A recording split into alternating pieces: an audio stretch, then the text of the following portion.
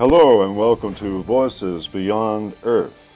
In our last video, we discussed Station 99, a broadcast from a distant galaxy that was received on Earth radio waves. Governments kept it secret, but was finally released to the public. This amazing series of clips from this Radio 99 from a distant world. We play them back for you. And this one, in the last episode, it seems that there was an issue of treaties were broken and Tabernathan felines, which are basically tabby cats from this galaxy, got to the Earth inadvertently, and they're having a hearing on their version of C-SPAN about what to do. And that's where the last video ended. And so if you're familiar with what you're watching, this is Radio 99. In just a minute, we're going to go to our most recent declassified clip from Radio 99. Radio from outer space to us. How about that? Welcome past the asteroid belt into the Milky Way and beyond. Welcome to Radio 99, and as promised, we're going to give you an update on that major event, this revelation that all the quadrant is talking about. Those Tabernathan felines, the tabby cats, the house cats that we all know, have made it to the Earth inadvertently. Now, you know, everyone knows that they were restricted in their travel. They were very crafty, learning how to actually manipulate time and space in their own way, and they had to be restricted. The punishment was not that severe, but travel restrictions on the Tabernathan felines have been enforced, and they're still being enforced. But that being the case, somehow they managed to go into a forbidden area known as the Earth, which is forbidden for us to travel in general unless we have permission, but certainly not someone on some sort of probation or some sort of penalty of travel. But they made it to a forbidden area, the Earth, and the Tabernathan felines have propagated, and it's just a mess. And they're talking about it on C-SPAN. And we're going to take you there live right now into the assembly. And we're just going to drop it off right there. Here we go. Gentlemen, we will have order in the assembly. Now, we had last convened. It was paramount that we talk to the elders, as we had already spoken with the council. The Tabernathan feline representative has spoken, and his defense counsel from Fantasia has had some words, but has not had his defense, and so we will understand that that's where we're at. As last we convened, we had the technological sector. Mr. Wufong, or was it Kurong, was responsible for some missions that went to the Earth to study many and sundry things, but for the Earth's benefit. Perfectly approved work, and the felines were part of his team. And that, as close as they got to the Earth and as many times they went to the surface, I feel like our investigation will have to proceed from that angle of how the felines were introduced to the Earth while they were under the supervision of the technical sector. And so those are where we're at now, and we're going to talk right now to the Fantasia representative who will speak for the felines' defense. Thank you, Ambassador. As representing the Tabernathan felines who have contributed quite a lot to all of our worlds in the Milky Way and beyond, they have been good citizens. Yes, they overstepped some boundaries, they were punished, but something happened. Now, we can't have the Tabernacan felines held responsible if they're in a working party and circumstances might indicate they would get on the surface of the earth and somehow they get stuck there. Who knows? But it's not necessarily the fault of the Tabernacan felines in general. I demand that we get down to the nitty-gritty and find out what happened, because it is being portrayed as if they're broken the treaty, and in fact they were simply being used for the rather inexpensive labor that they provided in their circumstances of somewhat probation. Understood. All right, so the gentleman Fantasia's time has expired. Now we will go back to the technical sector, and we will talk to Mr. Courant. He will tell us as much as he can. His truthful answers will be appreciated. And we're going to find out what happened, because we already know that the felines are on the earth. We've got plenty of evidence. That doesn't even need to be documented anymore. We do need to find out what happened. Gentlemen, let us proceed. All right, gentlemen, we will hear now from Mr. Kufong from the technological sector. The Kufong bureaucracy has supervised many missions to the Earth, and of course, were these commercial ventures, or were they somewhat of a joint governmental project, or what, Mr. Kufong? Well, Ambassador, most of our work is a combination of some commercial projects, but most always there is some governmental aims involved, and so we work together to accomplish some things. And so, but certainly we're there for a profit. And yes, these Tabernacan felines are able to contribute in very specific ways, and there's no reason why they can't earn a decent living, despite the fact that their species has been limited to travel. There's no reason why they need to be limited in opportunity. All right, so now we understand that that's been going on for quite some time. And so can we assume that discussing anything that's recent is going to be relative to what might have happened in the past? Yes, Ambassador, our methods would be very similar. The entire time that the Tabernacan felines were involved, the procedures concerning how we conducted those would be definitely in high priority of keeping them away from local contact. Even if sometimes we had to do surface maneuvers with Tabernacan felines on board, they were certainly not allowed outside of the ship. And I can't recall too many circumstances where we would even do surface work. Most of it was atmospheric, Ambassador. Atmospheric. And what do you mean by that? Well, that means that we go into the Earth's general atmosphere, but generally don't even come close enough. We would not even be observed by the local population. We're simply doing some meteorological studies that are in line with some things that affect us, even as far away as the Milky Way. Very good. Okay, so that's fine. And the felines have been approved for any of this work, and everyone knows that. Did anyone think about the possibility of them getting away and propagating? Does that anyone even consider that possibility? Well, yes, Ambassador, certainly it was a concern, because the felines are territorial, and should they get a mating couple onto the planet, they would certainly be able to live on the Earth. It's very similar to our own planet.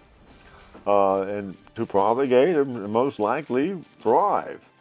And so, yes, and the non-interference pact would certainly have been applied, and we were well aware of those factors of non-interference with the Earth, certainly not introducing another life form that wasn't part of the original concepts or in natively produced or presented. Yes, we get the picture. You made sure that the cats didn't get out, but somehow they did. Okay, so now we just need to figure out if we can go through some of your procedures, we could maybe determine.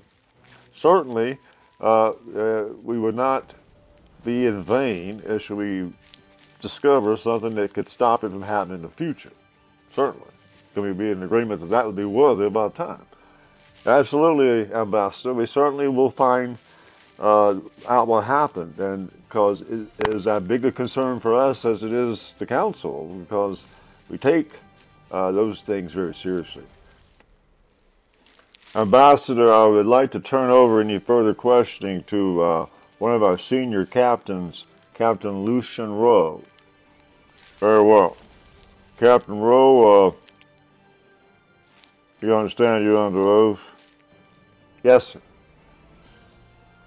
Okay, well, what we'd like to know is walk you through some questions, just general questions about some things that might have happened.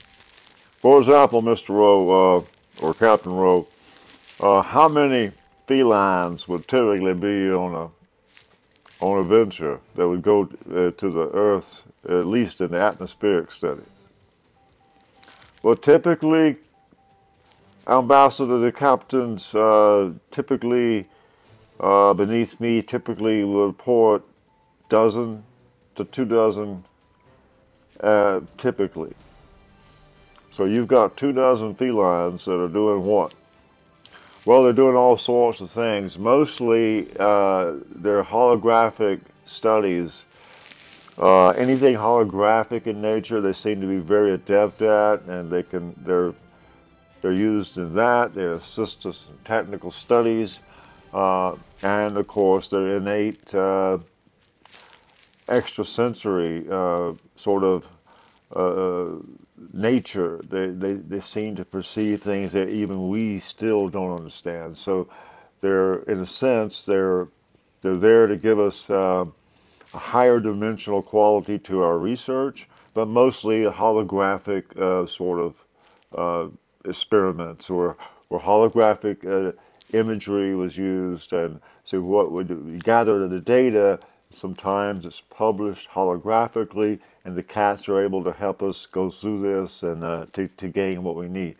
Typically, they would never go out of the spaceship.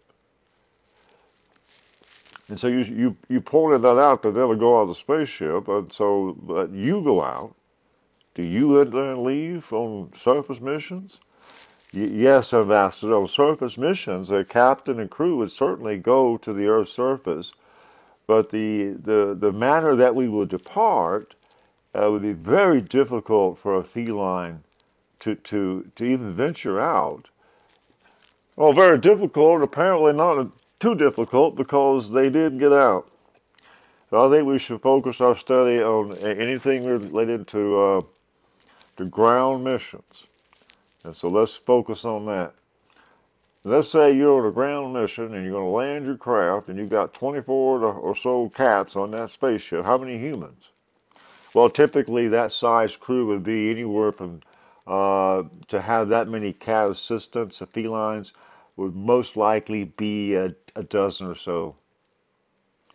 Okay, so you got twice as many cats as you got crew members to keep up with.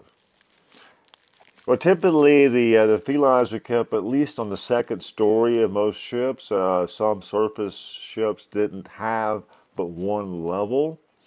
But those typically were exited in such a fashion that I can't imagine how the feline could have gotten, and I don't think it was a factor.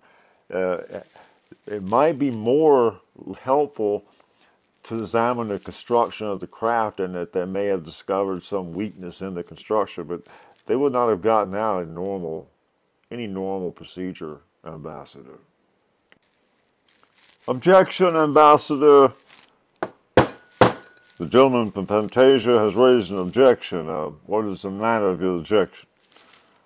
Your Ambassador, the gentleman, Captain Rowe, has only spoke of successful missions and has failed to identify the more than 25 missions to the Earth regulated that we have documented as surface missions.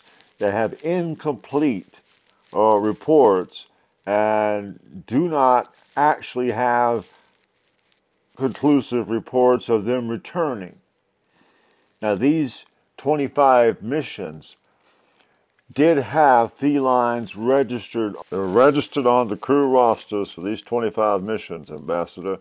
And there was one mission in particular, Mission XL 105, Ambassador, many seasons ago, but still part of the record and part of the same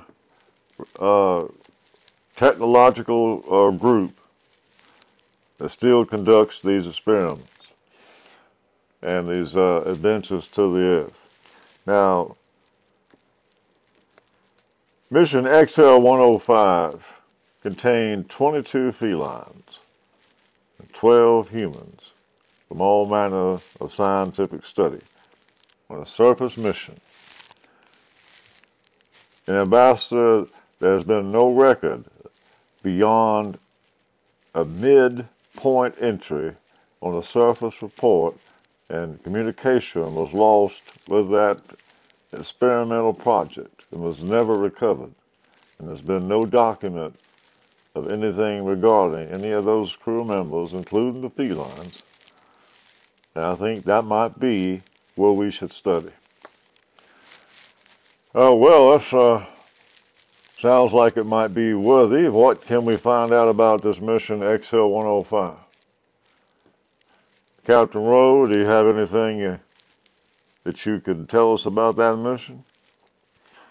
Well, yes, Ambassador. Mission XL 105 was a peculiar mission, and certainly would have been a possibility that there was a tragic circumstance, as we have never found out what happened to this mysterious mission. And so, I suppose if we were at all curious, we could study that. I can pull up the file. I don't have it with me at this moment. Well, I'm going to have to remand that file brought to us, and we'll adjourn until we can find out more about what happened to Mission XL 105 that was never accounted for. We're going to take a recess here and we'll reconvene shortly. All parties are dismissed at this time. Well, there you have it. Radio 99. We now take you away from U-span coverage of the Taranathan felines propagating the Earth. It is documented. It is done. We know it's true. And they're simply trying to figure out how it happened. And a major breakthrough for you tonight. We discovered there was a mission, XL 105, that seems to have no documentation beyond a midpoint entry. And certainly, Mission XL 105 could explain how the cats propagated upon the Earth. There were 24 other missions with incomplete data. Plenty of time, plenty of opportunity, almost a guarantee that would be how these cats managed to propagate upon the Earth. But they're still hammering it out over at the council. We'll keep you updated on that story as the quadrant is all in a buzz, because no one in their deepest imaginations would imagine that our little Taranathan felines, our lovely house cats that we all adore, and we know they are crafty, they are upon the Earth, a restricted area. And there will be repercussions for interference on a restricted area like the Earth, and so we'll definitely keep you posted. Hopefully, we will get a in-depth report on what happened to that mysterious mission, XL 105. So, we'll keep you posted. You're listening to Radio 99, your crystal giant.